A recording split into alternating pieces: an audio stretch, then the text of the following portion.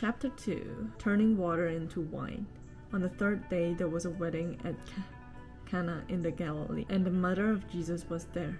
Jesus was also invited to the wedding with his disciples.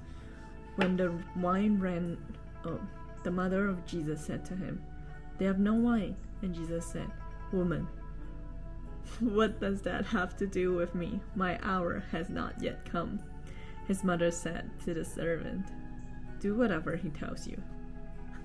Now there are 6 stones of water jar. Now there were 6 stone water jar there for the Jewish rites of purification, each holding 20 or 30 gallons. Jesus said to the servant, "Fill the jars with water," and they filled them to the brim. And he said to them, "Now draw some out and take it to the master of the feast." So they took it. And when the master at the feast tasted the water, now became wine, and did not know where it came from, for the servants who had drawn the water knew. Though the servants who had drawn the water knew, the master of the feast called the bridegroom and said to him, "Everyone serves the good wine first, and when people have drunk freely, then the poor wine. But you have kept the good wine until now." This, the first of his sign, Jesus did at Cana in Galilee. Okay, let me get this straight. First, Jesus is at a party. Second, he's making wine. Totally different than the Jesus I've heard about. Got me thinking. And manifested his glory, and his disciple believed in him. After he went down to Capernaum with his mother and his brothers and his disciples, and they stayed there for a few days. Jesus cleansed the temple. The Passover of the Jews was at hand, and Jesus went up to Jerusalem. In the temple he found those who were selling oxen and sheep and pigeons, and the money changer sitting there, and making a whip of cords.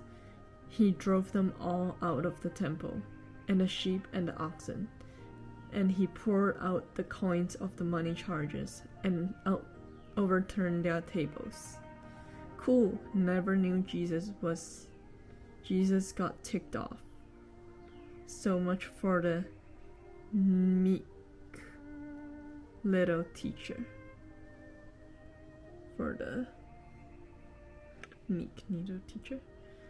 And he told those who sold the pigeons,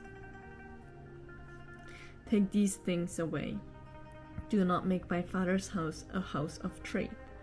His disciple remembered that it was written, "Zeal for your house will consume me."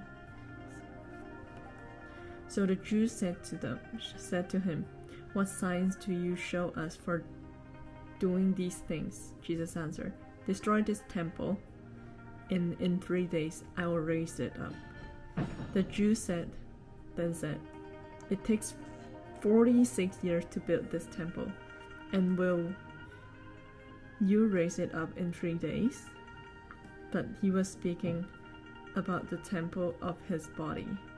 Jesus seemed to confuse people a lot. Metaphor. When therefore he raised from the dead, his disciples remembered that he said this, and they believed the scripture and the word that Jesus has spoken. Jesus knew what is in men. Now, when he was in Jerusalem at the Passover feast, many believed. Wish all my friends and family would start to believe in Jesus. Me too. In his name, when they saw the signs that he was doing. But Jesus, on his part, did not entrust himself to them, because he knew all people and needed no one to bear witness about men. for he himself knew what was in men. Wow.